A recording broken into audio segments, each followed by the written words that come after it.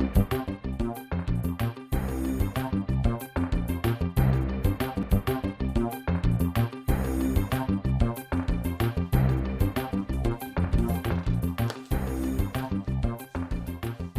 আমন্ত্রণ যমুনার বিশেষ আয়োজন ডক্টর সলকন অনুষ্ঠানে আপনাদের স্বাস্থ্য বিষয়ক নানা প্রশ্ন সেসবের তাৎক্ষণিক সমাধান নিয়ে আমাদের এই আয়োজন। আমাদের এই আয়োজনে থাকছেন দেশ বরেণ্য আর আধুনিক চিকিৎসা বিজ্ঞানের দক্ষ চিকিৎসকরা। এই পর্যায়ে আজ আমাদের আলোচনার বিষয় চোখের নীরব ঘাতক গ্লুকোমা। আলোচনার জন্য আমাদের সাথে অতিথি হিসেবে আছেন অধ্যাপক ডাক্তার জাকিয়া সুলতানা শহীদ, বিভাগীয় প্রধান চক্ষু বিজ্ঞান বিভাগ, আনোয়ার খান মডার্ন মেডিকেল কলেজ হাসপাতাল। আপনাদের সাথে পুরো আয়োজন জুড়ে আছে আমি ডাক্তার আবু সাইদ শিমুল। দর্শক, চোখের গ্লুকোমা কিন্তু দিন দিন বেড়েই যাচ্ছে, কিন্তু এমন সময় এটা ধরা পড়ে দেখা যাচ্ছে তখন অনেক বেশি ক্ষতি হয়ে যায়। চোখের গ্লুকোমা কি, এটার লক্ষণ কি, এ থেকে বাঁচার উপায় কি, এই সব বিষয় নিয়ে আলাপ করতে আমাদের সাথে আছেন অধ্যাপক ডাক্তার জাকিয়া সুলতানা। আপনাকে স্বাগত আমাদের অনুষ্ঠানে। ধন্যবাদ। একটু যদি প্রথমেই বলতেন, অনেকের কাছে দেখা যাচ্ছে যে ছানি পড়া বা দেখা যাচ্ছে চোখ দিয়ে পানি পড়া, এগুলি খুব কমন। গ্লুকোমা বিষয়টা দেখা যাচ্ছে কেউ কেউ শুনেছেন বা কেউ কেউ হয়তো শুনেননি। এটা যদি আমাদের দর্শকদের একটু বলতেন, চোখের গ্লুকোমা বিষয়টা কি আসলে? আসলে দেখুন, আপনি যেমন আপনার ব্লাড প্রেশার একটা কথা আছে, ডায়াবেটিস বলে একটা কথা আছে, ঠিক তেমনি চোখের একটা রোগ আছে যেটা যাদের হয় তাদের আজীবন চলতে থাকে এই রোগটা, তার নাম হচ্ছে গ্লুকোমা। আচ্ছা। চোখটা একটা বলয়ের মতো। এই বলয় আকৃতির জিনিসটা আমাদের যে ব্রেনের যে মাথার যে খুলি দেখবেন সামনে দুটো কুঠুরি আছে। এই কুঠুরিতে দুটো চোখ সৃষ্টিকর্তা সুন্দরভাবে বসিয়ে দিয়েছে ফ্যাটের মধ্যে। ফ্যাট, মাসেল, ব্লাড ভেসেল এগুলোর একটা কুশন তৈরি করে তার মধ্যে বসিয়ে দিয়েছে। তার মানে এটা অনেক সুরক্ষিত অবস্থায় বসানো।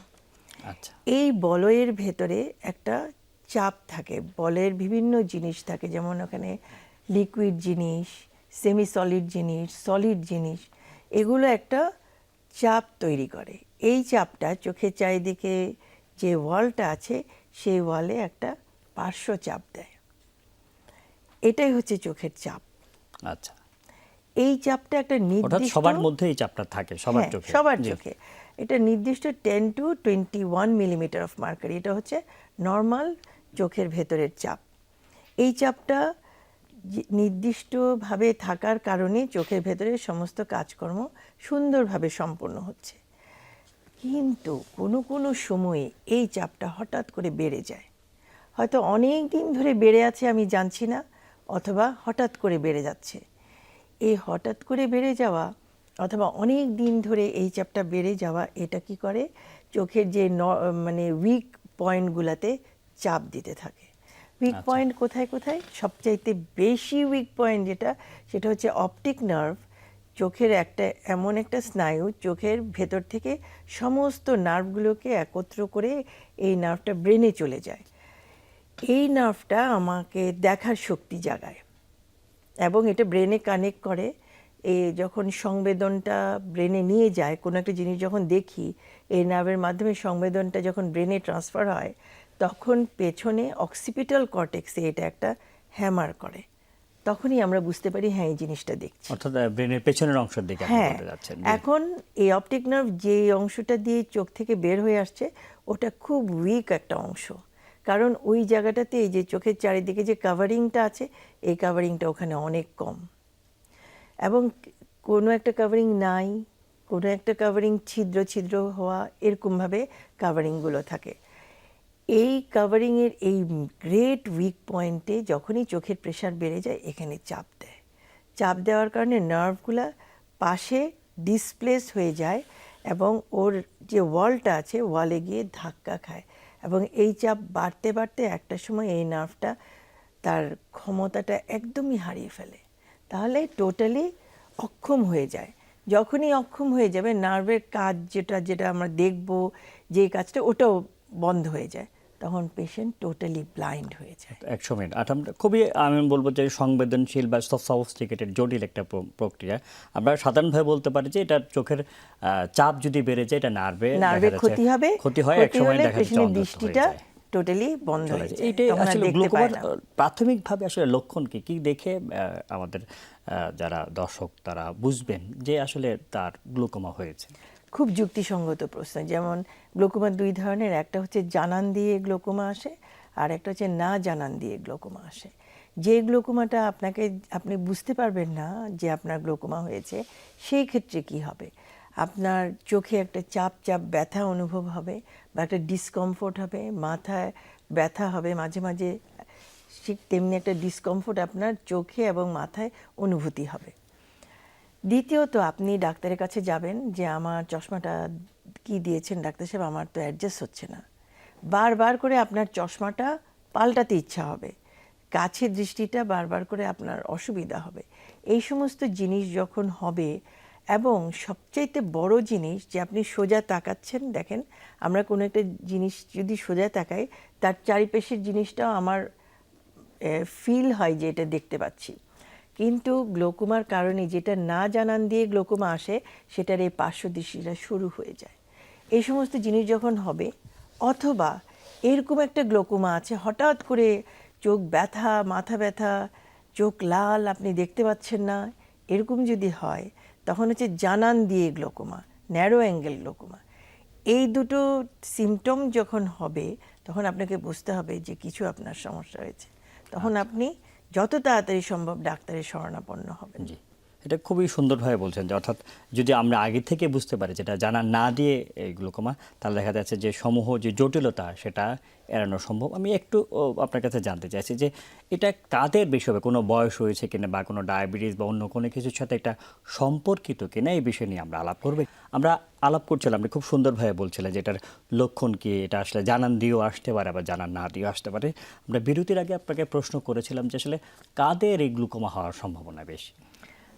বলা হয় যে 35 বছরের ঊর্ধ্বে যাদের বয়স, তাদেরকে যে আমার গ্লোকোমা, ওপেন অ্যাঙ্গেল গ্লোকোমা বা ন্যারো অ্যাঙ্গেল গ্লোকোমা, এনাদের বেশি হয়। কিন্তু দেখেন, এই গ্লোকোমা কিন্তু যে কোনো বয়সের হতে পারে। যেমন জন্ম থেকে আপনি গ্লোকোমা নিয়ে জন্মাতে পারেন, অথবা মাঝ বয়সে গ্লোকোমা হতে পারে। কিভাবে হয়?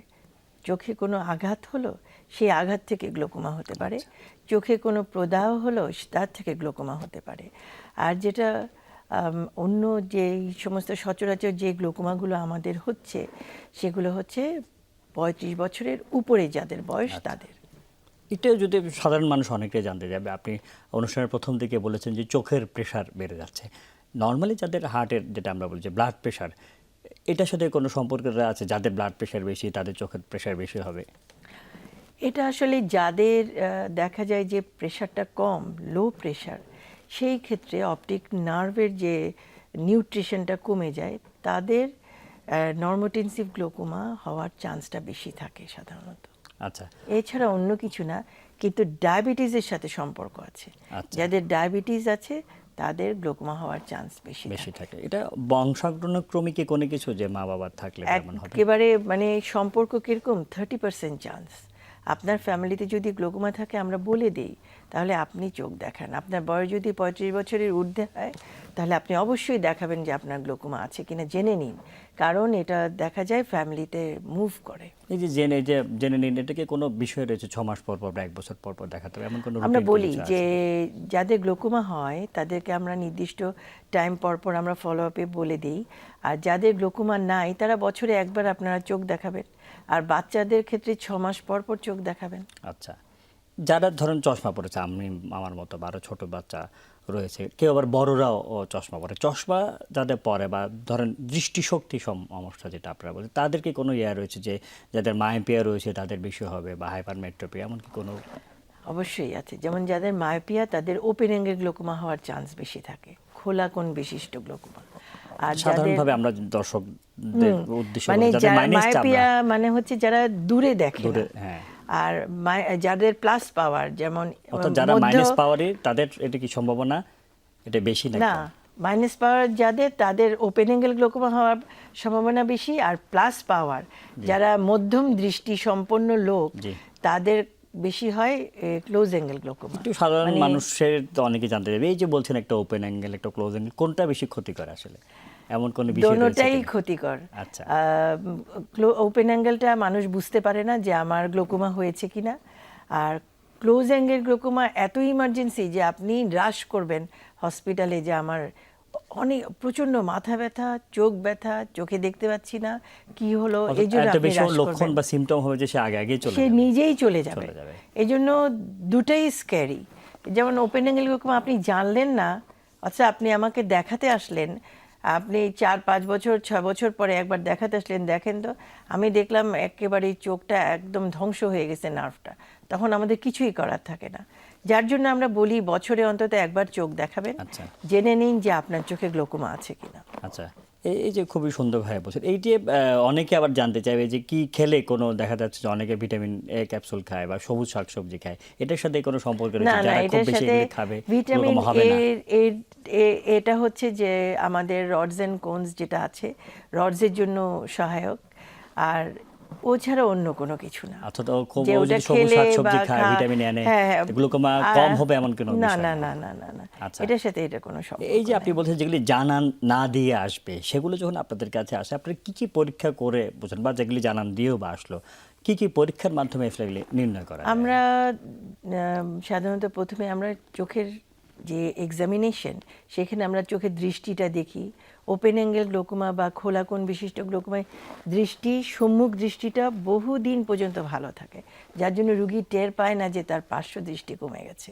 তো মাঝে মাঝে খেয়াল করবেন যে পার্শ্ব দৃষ্টিটা আপনার ঠিক আছে কিনা, এবং খেয়াল করতে হলে একটা চোখ অর্থাৎ বন্ধ আপনি করে, একটু যদি আমি দর্শকদের সুবিধার জন্য, এই যে আমরা চারদিক থেকে দেখছি, দেখা যায় যে আমি মাঝখানে দেখবো, দুই পাশে বা চারপাশে একটু কম দেখি, এটা কি বলতে হ্যাঁ এই চাচ্ছেন? জি।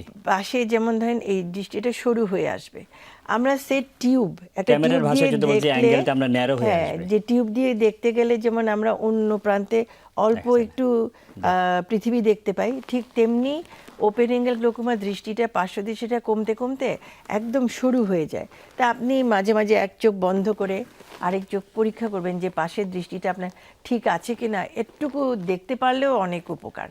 এই একটা জিনিস। আমরা যেটা করি, চোখের ভিশনটা দেখি, দৃষ্টিশক্তিটা কেমন আছে, তারপর আমরা চোখের প্রেশারটা মাপি, চোখের অ্যাঙ্গেলটা দেখি কিরকম আছে, কোন ধরনের অ্যাঙ্গেল, কেননা প্রত্যেকটা মানুষেরই অর্থাৎ অ্যাঙ্গেলটা আলাদা নর্মাল একটা থাকতে যন্ত্র পারে। দিয়ে আপনার চোখের হ্যাঁ, প্রেশারটা সব কিছু দেখি, জি। এবং চোখের পেছনে নার্ভটা দেখি, এবং যাদের দেখে মনে হবে যে গ্লোকোমা আছে তাদেরকে আমরা নানা রকম পরীক্ষা করতে পাঠাই। যেমন কর্নিয়ার, চোখের সামনে যে ট্রান্সপারেন্ট যে জিনিসটা আছে ওটাকে কর্নিয়া বলে, এটার থিকনেস, এটাও গ্লোকোমার সাথে সম্পর্কযুক্ত। তারপর চোখের অ্যাঙ্গেলটার জন্য আমরা আরও স্পেশালাইজড ইনস্ট্রুমেন্ট ইউজ করি। অপটিক নার্ভের অবস্থার জন্য আমরা স্পেশালাইজড ইনস্ট্রুমেন্ট ইউজ করি। শুধু তাই না, পার্শ্ব দৃষ্টিটাও দেখার জন্য, সবকিছুর জন্য হ্যাঁ, আলাদা আলাদা। অর্থাৎ প্রত্যেকটা প্রত্যেকটা জিনিসে আলাদা আলাদা বিশ্বমানের standard করতে পারেন। ইনস্ট্রুমেন্ট আমাদের আছে, এবং আমরা ওটা দেখে আমরা যেটা নিজে দেখেছি চোখে, রোগীর চোখে, আমাদের এবং আসলে ইনভেস্টিগেশন যা সরকারি করেছি, হাসপাতালগুলোতে কি এগুলোর ফ্যাসিলিটি আছে আছে। কিনা? জি। আছে। আপনি খুব সুন্দরভাবে বলছেন কিভাবে ও নির্ণয়। দুটো আমরা মিলিয়ে নিয়ে আমরা ডায়াগনোসিস করি ওনার কি গ্লোকোমা আছে কি নাই, তারপর আমরা আচ্ছা, ট্রিটমেন্ট। আমরা একটু জানতে চাইবো যে আপনি তো নির্ণয় করলেন, এরপর চিকিৎসা সংক্রান্ত বিষয়গুলো আমরা জানতে চাচ্ছি। এই যে ওপেন অ্যাঙ্গেল গ্লুকোমা বললেন, ন্যারো অ্যাঙ্গেল গ্লুকোমা, এটার চিকিৎসা পদ্ধতিকে এই সব বিষয় নিয়ে আমরা আলাপ করবে। আমরা আলাপ করছিলাম, খুবই সুন্দরভাবে লক্ষণগুলি বলেছেন, কিভাবে এটা শনাক্ত করা যায় তাও বলেছেন। আমরা একটা চিকিৎসা সংক্রান্ত বিষয় নিয়ে আলাপ করতে চাই যে এটার চিকিৎসা পদ্ধতি কি আসলে? দেখুন, 3 ধরনের চিকিৎসা পদ্ধতি। একটা হচ্ছে ওষুধের মাধ্যমে, আর একটা হচ্ছে লেজার, আর একটা হচ্ছে আপনার অপারেশন। তা এই 3 ধরনের চিকিৎসা আমরা বেছে নেই। আপনি আমাকে জিজ্ঞেস করতে পারেন যে আপনি কোনটা আপনারা কিভাবে দেন। আমরা বেছে নেই রুগী কোন স্টেজে আছে, রুগী কি ইনিশিয়াল স্টেজে আছে, অথবা রুগী কি মধ্যম স্টেজে আছে, অথবা রুগী শেষ অবস্থায় আছে, অথবা রুগীর প্রেশারটা কেমন, অনেক বেশি অথবা মধ্যম অথবা কম। তাহলে এই জিনিসটার উপরে আমরা যে অ্যানালাইসিস করে ঠিক করে নেই, প্ল্যান করে নেই যে রুগীকে কোন ধরনের চিকিৎসা দিব। ওষুধ, প্রথমে আসেন ওষুধের ব্যাপারে। আমাদের ওষুধ আমরা কখনো একটা দিই, কখনো 2টা দিই, কখনো 3টা দিই। এটা ডিপেন্ড করবে রুগীর এটা কি প্রেশারটা মুখে খাওয়ার কেমন। ওষুধ নাকি চোখের ড্রপ? চোখের ড্রপ। আচ্ছা। প্রেশার যদি অনেক বেশি থাকে তখন আমরা মুখের খাবার না খালি, আমরা ইনজেক্টেবল ওয়েতেও প্রেশার কমাতে বাধ্য হই। এটা হচ্ছে যখন ন্যারো অ্যাঙ্গেল গ্লোকোমা অথবা বদ্ধকোণ বিশিষ্ট গ্লোকোমা যখন ইমার্জেন্সি হয় তখন আমরা মুখে না খালি ইনজেক্টেবল দিয়েও প্রেশার কমাতে বাধ্য হই আমরা। আর এর বাইরে আমরা লেজার করতে পারি, সেখানে ওষুধ খেতে হবে না, খালি লেজার থাকলে আপনি লেজারের মাধ্যমে আপনার ট্রিটমেন্টটা চলতে থাকবে। এই যে ওষুধের কথা বলেন, সেই ওষুধগুলিকে সারা জীবন দিয়ে যেতে হয় এমন কিছু? হ্যাঁ, ওষুধ সারা জীবন দিয়ে যেতে হবে, ওষুধ বন্ধ করা যাবে না। আচ্ছা। ওষুধ ডাক্তারের পরামর্শ ছাড়া ওষুধ কখনোই বন্ধ করা যাবে না। এবং গ্লোকোমা রোগীর জন্য যেটা আমার মেসেজ সেটা হচ্ছে আপনি নিয়মিত ডাক্তার যেভাবে বলে দিয়েছে ওইভাবে সেইভাবে ওষুধ দিবেন এবং যে টাইমে বলেছে সেই টাইমে ওষুধ দিবেন, ওষুধ বন্ধ করা যাবে না। আর দ্বিতীয়ত আপনি নিয়মিত ডাক্তারকে দেখাবেন। জি, আসলে বলছিলাম যে এটা কখন কখন ক্ষেত্রে আসলে এটার অপারেশনের প্রয়োজন? যখন দেখা যায় যে একদম অ্যাডভান্স স্টেজে চলে গেছে তখন আমরা অপারেশন করি। আবার দেখা যায় রুগীরা ঠিকমতো ওষুধ দিচ্ছে না, মিথ্যা কথা বানিয়ে বলছে যে আমি দিচ্ছি, অথচ দেখছি যে গ্লোকোমা সে ঠিকমতো দিচ্ছে না, অথবা গ্লোকোমাটা প্রোগ্রেসিভ, থামিয়ে রাখা যাচ্ছে না, অথবা রুগী এমন দূরে চলে যাচ্ছে যে ঢাকার বাইরে, অথবা আমি এক জায়গায়, রুগী ঠিকমতো ফলো আপে আসতে পারছে না। এই সমস্ত ক্ষেত্রে আমরা অপারেশন করি। আচ্ছা, আমরা একদম শেষ পর্যায়ে চলে এসেছি, হয়তো 30 সেকেন্ডের মতো আছে। আমরা কিভাবে এটা আসলে প্রতিরোধ করা যায়? প্রতিরোধ করা আসলে যায় না, গ্লোকোমা কন্ট্রোল করা যায়। সেটা কন্ট্রোল কিন্তু চাবিকাঠি আপনার হাতে। আমি একটু আগেই বলেছি ওষুধটা নিয়মিত দিবেন, তাহলে অসুখটা কন্ট্রোলে থাকবে। এবং কিছুদিন পর পর ধরেন ডাক্তার যেভাবে বলেছে আপনাকে ফলো আপে, ওইভাবে ফলো আপে আপনি অবশ্যই যাবেন। কারণ ওই ফলো আপে আপনার ডাক্তার দেখবে খালি ওষুধ দিলে যে প্রেশার কন্ট্রোলে থাকবে তা না, ওষুধ আপনি দিচ্ছেন ঠিকই কিন্তু অনেক সময় দেখা যাচ্ছে প্রেশার কন্ট্রোলে থাকছে না, সুতরাং ওটাও দেখার বিষয় আছে। জি, সুতরাং এই সব কিছু যদি একটু মেনে চলে দেখা যাচ্ছে গ্লুকোমাজনিত অন্ধত্বের থেকে যে কেউ বাঁচতে পারবে। আমরা অনুষ্ঠান একদম শেষ পর্যায়ে চলে এসেছি। অধ্যাপক ডাক্তার জাকিয়া সুলতানা, এতক্ষণ আমাদের সাথে থাকার জন্য আপনাকে অসংখ্য ধন্যবাদ। আপনাকেও ধন্যবাদ। দর্শক, যেমনটি আসলে শুনছিলেন, আজকে আমাদের আলোচনার বিষয় ছিল নীরব ঘাতক গ্লুকোমা। কারণ এটা নীরব ঘাতক বলা হচ্ছে, কিন্তু এটা কুরে কুরে আমাদের চোখকে শেষ করে যায়। এমন সময় আমাদের কাছে আসে, ডাক্তারের কাছে আমাদের রোগীরা যায়, তখন কিন্তু আর কিছু করার থাকে না। সুতরাং যাদের বয়স 35-এর বেশি এবং যাদের ফ্যামিলিতে গ্লুকোমার হিস্ট্রি রয়েছে তারা অবশ্যই নিয়মিত চিকিৎসকের কাছে যাবেন। এবং খুব গুরুত্বপূর্ণ বিষয় উনি বলেছেন, যারা ইতিমধ্যে গ্লুকোমা হয়ে গিয়েছেন তারা নিয়মিত কিন্তু চিকিৎসকের পরামর্শ মেনে ফলো আপে থাকতে হবে, তাহলে কিন্তু এই জটিলতা থেকে মুক্ত থাকতে পারবেন। আমরা সকলে সুস্থ থাকি এই কামনে আজকের মধ্যে বিদায় নিচ্ছি। আল্লাহ হাফেজ।